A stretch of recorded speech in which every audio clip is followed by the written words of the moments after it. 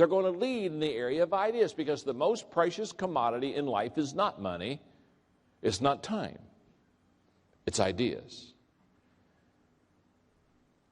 This afternoon, if I have a chance, I'm going to talk to you about how to generate more ideas. Well, I'll do it right. Let me do it here. Here's the way this works. To have a great thought, you have to have a lot of good thoughts. Great thoughts aren't born in a vacuum.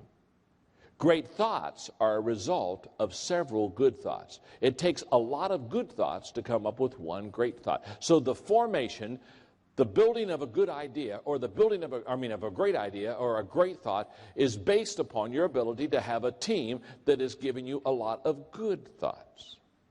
So what you need to do as a leader is you need to begin to be what I call an idea generator. That's what I am. I'm an idea generator. I'm a thought generator. So I sit down with my team all the time, and I share with them something I'm thinking about, and then I ask them, I say, okay, think about it for a moment and help me make it better. And we'll spend a couple of hours, and they make it better. And I have constantly done that. For example, the last 10 books I've written, I've only chosen the title of one of them. Now, I chose the title for all of them.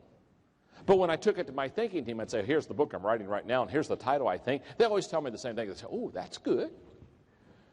And then they start talking. And they start bubbling up good ideas until they give me a better idea back than what I gave them. And see, it doesn't matter to me. You see, the best idea always wins. Don't make the mistake because you own a company or because you're the leader, you think everything ought to be yours. Can I tell you something? If every thought is yours, every idea is yours, every initiative is yours, can I tell you something? You have a lousy team around you. Outside of having a worthless team and being ineffective, there's no problem with your life. So it's no compliment when I'm the guy that always thinks the ideas. Can I tell you, in fact, somebody says, well, how do I know I have a bad team? I tell you how you know you have a bad team. You get your team together and you throw out an idea and they don't make it any better. Can I tell you something? If I've got a team that's not making me better, I don't need that team. I need to go make me a new team. I got to need to find a team. Because when I throw out the ideas, now here's how this works. What's your name? Yeah. Michelle? Hi, my name's John. I'm your friend. Now, here's the way this works, Michelle. Are you ready? Let's say I have a good idea, and let's say you have a different good idea, okay? But, Michelle, I don't share my good idea with you, and you don't share your good idea with me. In other words, you keep your good idea to yourself. I keep my good idea to myself. Now, here's the question, Michelle. If I don't give you my good idea, and you don't give me your good idea, how many good ideas do you have, Michelle? One. That's exactly. It's not a trick question. That's right. It's just one. That's good. I looked at the whole front row, and I felt you would be the strongest in math.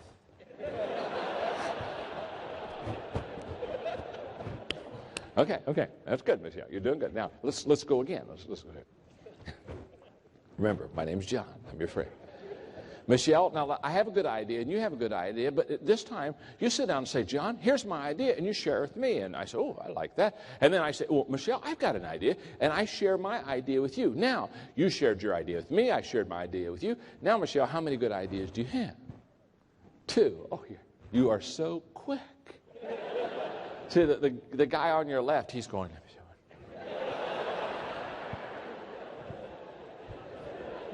he is. He's not either. Now, Michelle, you just doubled your ideas, not because you got better. You just doubled your ideas because you included me. And I included you. That's why I say teamwork makes the dream work. But, Michelle, it really is 2, but it can be more than 2. Because when you share with me your good idea and I share with you my good idea, a lot of times out of 2 good ideas comes an entirely different idea. Isn't that true? It's called synergy. And what happens is, if we all start sharing good ideas, we get 7 or 8 or 9 or 10 or 12 good ideas, and out of that, all of a sudden comes a great idea, because all of a sudden you start linking this good idea with this good idea and pulling this one in here, and you start lining up about 4 or 5 good ideas, and all of a sudden you've got a great idea. Now, did you just become smart? No. You understood the value of developing a team and getting their input and sharing your input and working together, because, again, teamwork makes the dream work. So when I'm looking for a leader, I go to Michelle. because she has good ideas. And I say, okay, if they inspire me and they lift morale, if they inform me and tell me things I need to know, and if they have ideas so they make my thinking better than it is, the fourth I, some of you were worried. You thought I forgot my lecture, didn't you? You said, oh, there are 2 more I's. Oh, it's about lunchtime, and oh my God, I don't think I can eat my lunch if I don't get those last 2 I's. You are wonderful. You just are good. You're just good. The fourth I is initiative. When I'm looking for a leader, I'm looking for someone who is self-motivated. Who on the team just does it on their own. I don't have to ask them. I don't have to pump them. I don't have to prod them. I don't have to beg them. I don't have to threaten them. They just have initiative. And the fifth I is increase. Who is it on the team that just makes things better? They just make things better. They have the ability just to increase the entire team.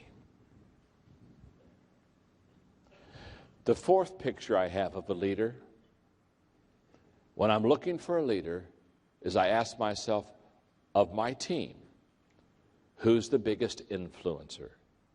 We've already talked about the fact that leadership is influence, so I'm always asking myself, who is the best influencer? Because whoever that influencer is, whoever that person is, they're the person who, what they say, what they do, what their behavior is, they're going to influence the people that are around them.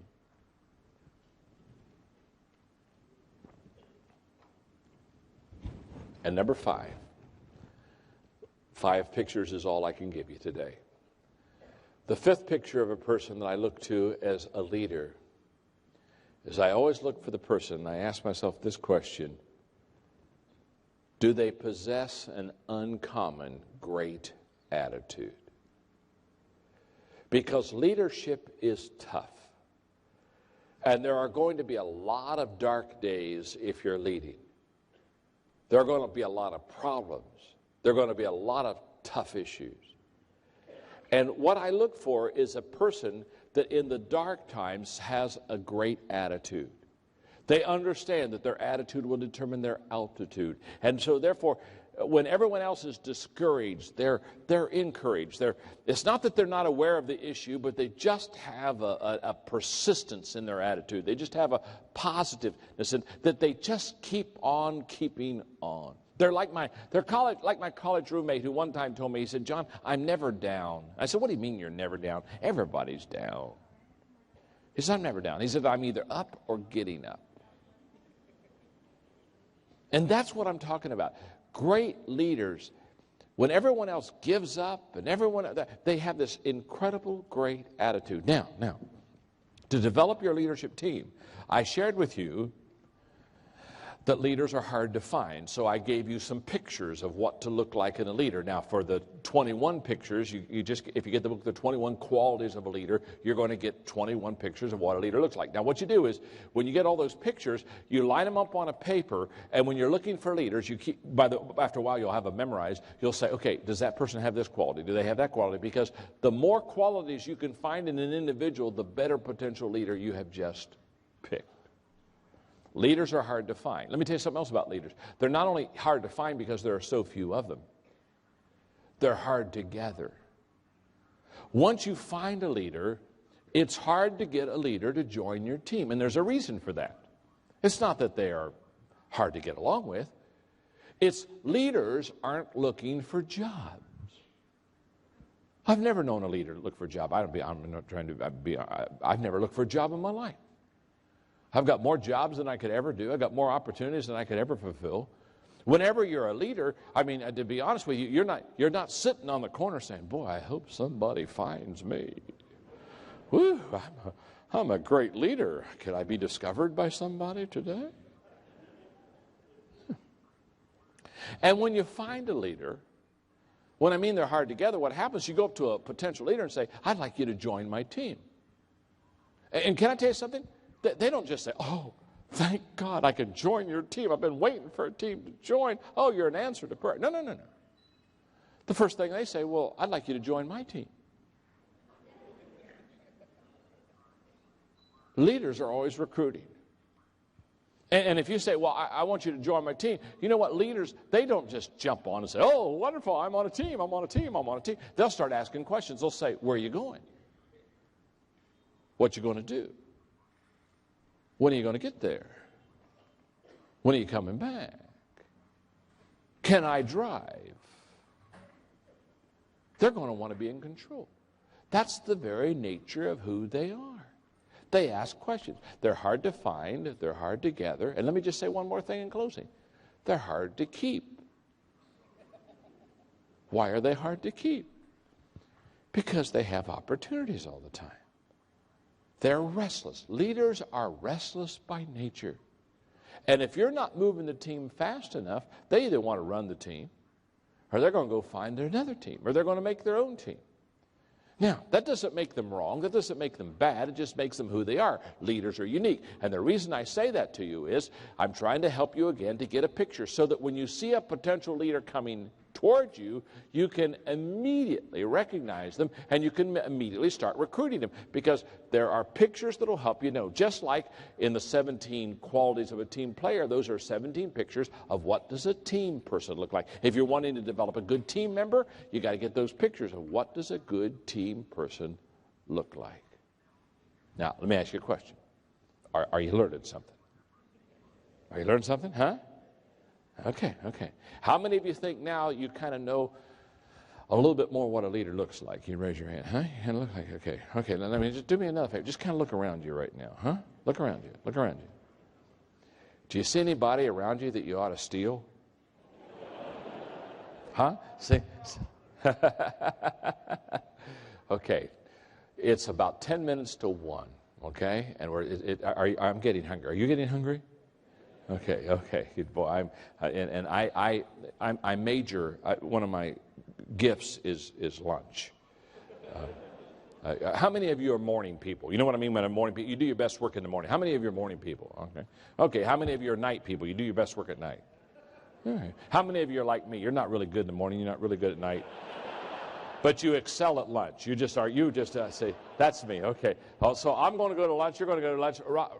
Roger, probably at 2 o'clock. It gives them about an hour and 10 minutes. Do you think that's fair? Okay. So our good-looking MC says 2 o'clock. Be back here. Now, here's what I'm going to do.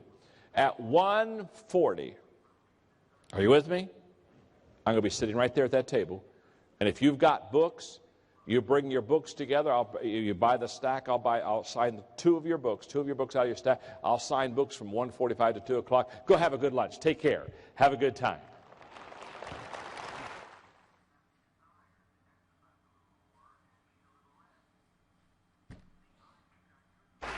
Thank you very, very much. You may be seated.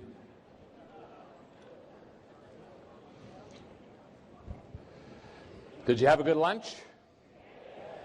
Okay. You ready to learn? Okay. I'm ready to teach also. We've talked about the fact that success is 3 things: knowing my purpose in life, growing to my maximum potential, and sowing seeds that benefit others. We've talked about the fact that people that are successful get along with people. They relate well with others.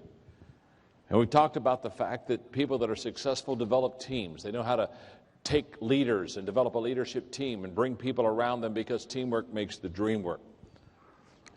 The third thing that successful people do well deals with the attitude. Successful people have an incredible attitude, especially about adversity and difficulties in life. They do not allow their attitude to control their life. They control their attitude. What they discovered is it's not what happens to me, it's what happens in me that counts. I shared with you earlier that I write 3 books at a time.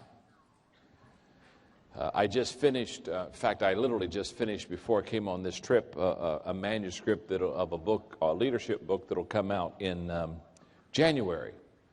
It's called The 360-Degree Leader. And it's a book about how to lead from the middle of the pack. In fact, I almost called the book Leading from the Middle of the Pack. In fact, the subtitle was almost Follow Me, I'm Right Behind You. And it's a book about how to lead up, how to lead across, and how to lead down. Another book that I'm writing on this trip while I'm here is a book on attitude. Now,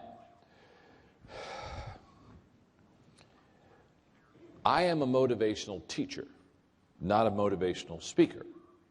There's a difference. A motivational speaker makes you feel good, but the next day you're not sure why.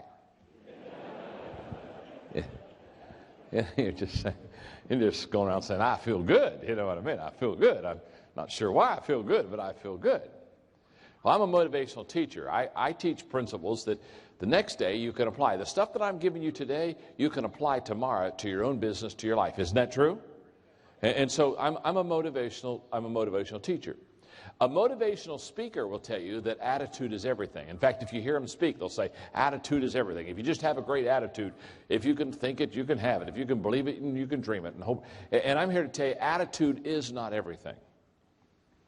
I've known a lot of people who have a great attitude, but they are not successful. For example, attitude will not replace competence. In other words, if you're incompetent and you can't do something very well, you can have the greatest attitude, but you still won't succeed. Are you with me? If I tell you that I want to be a great singer, so I have an attitude, I have a great attitude, I'm going to be a great singer, but I have a poor voice, it's not going to help because I have a good attitude while I'm singing. It isn't going to help me. And so attitude isn't everything, but it is the difference maker. It's the difference maker. Let me explain. I've got Michelle right here. What's your name? Right beside her. Alicia? Did I get that right? Alicia? Okay. So I have Alicia and Michelle, and they're both coming to me, and they're both applying for a job. And as I look at Alicia and I look at Michelle, I mean, their resumes are the same, their experience is good, they've got a good education, they've got a good track record. Alicia and Michelle, I mean, they look to me like they're just, it looks like I could hire either one of them and be okay because they both seem to be competent. Okay. But there's one difference. Let's say Alicia has a great attitude and Michelle has a bad attitude. Now, if they're equal in everything else and Michelle has a bad attitude and Alicia has a good attitude, who am I going to hire, Alicia or Michelle? Talk to me. I'm going to hire Alicia, aren't I? Because she has a good attitude. You see, let me tell you something. It's the difference maker.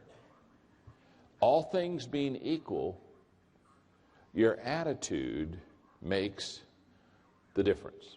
Now, what I discovered is this.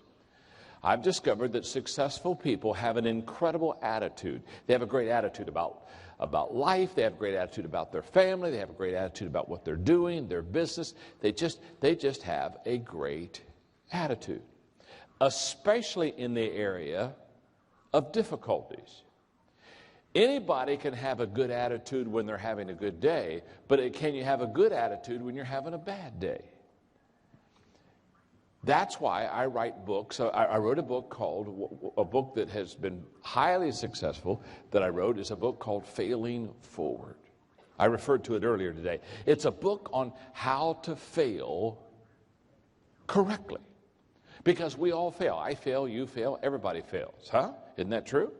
How many of you, I've already asked the question once, I'm going to ask you, how many of you failed at least one time, okay? In fact, look at your neighbor and tell them, say, you're going to mess up. Go ahead and tell them, you're going to mess up.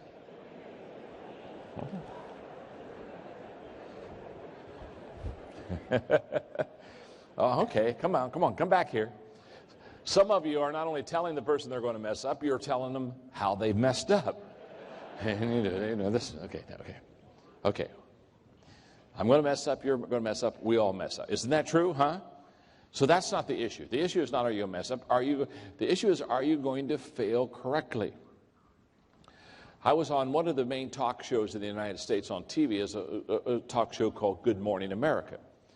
And I was on Good Morning America. They were interviewing me with the book on failure, on failing forward. And they asked me, they said, John, where did you do the research on this book?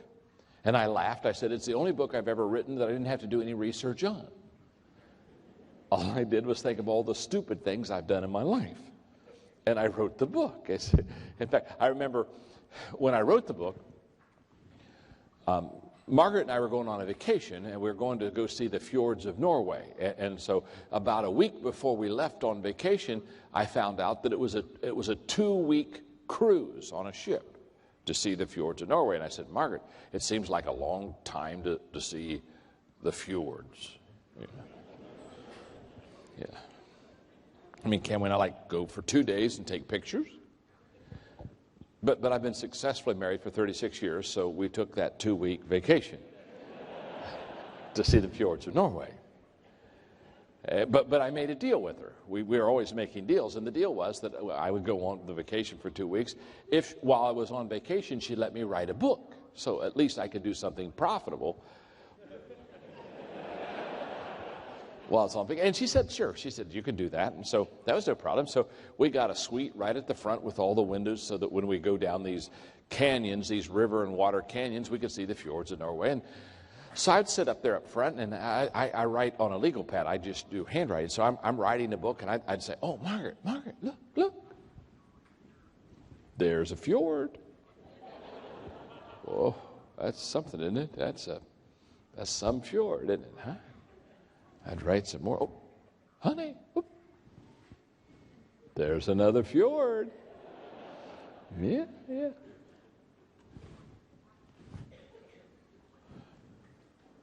That fjord looks like that fjord.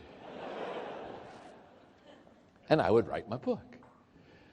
At the end of 2 weeks, I finished the book. I'd finished the book. And what I do is when I write, I throw the pages at Margaret, and she reads them, and then she corrects them and makes them like they should be. And so we're going off the ship, and she looked at me. She said, "Oh, John," she said, "I love the Failing Forward book. This is a great book." I said, "Well, thank you, babe. Thanks a lot." I said, "What did you like about it?" Oh, she said, "What I liked about it is in all the failure lessons that you taught, you just gave personal examples of all the times you've messed up and failed." And she said, "I just think it's just wonderful." She said, "There's only one problem." I said, "What's the problem?" She said, "You didn't get all of your failure stories in the book." She said, "I think you ought to do a series of books on failure." She said, "It's your spiritual gift. You ought to do a 101, 201, 301, 401. She said, "You've got at least 6 failure books in you." Here's what I've discovered. When you and I fail,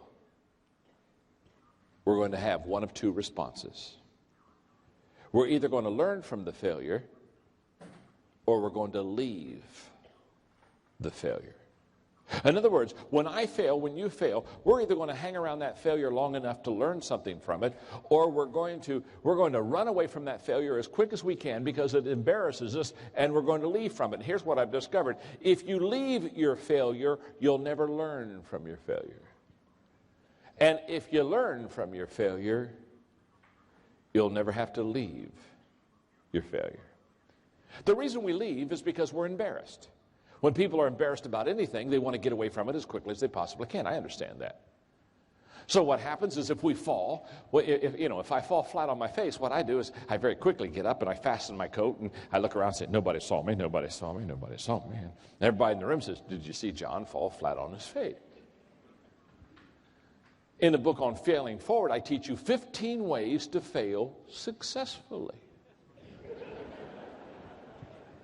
One of the things I teach is when you fall down, while you're down there, clean up the floor. You don't get down there every day. I mean, pick up the toys. There's all kinds of things you can do while you're down there. In the States, I don't know if, again, all I can speak is out of my own experience. In the States, we have an expression, and I'll give it to you, and I'll see if you have it in Malaysia. In the States, we have an expression that says, "Experience is the best teacher." Have you ever heard that? Okay, so do you say it here? You're just like us. And when they'll come, they'll say, well, you know, experience is the best teacher. Experience is the best teacher. Can I tell you something? Experience isn't the best teacher. Never has been, never will be. If experience was the best teacher, then as people got older, they'd get better. And I know a whole lot of people getting older, and they're not getting better. Many times in the States, they'll say things like, well, give them time, they'll mature. They'll mature, just give them some time, they'll mature.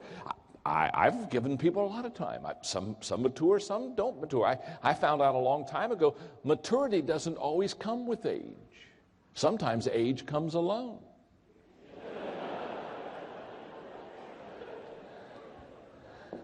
Huh? So when somebody says experience is the best teacher, I always go to them and say, no, it's not.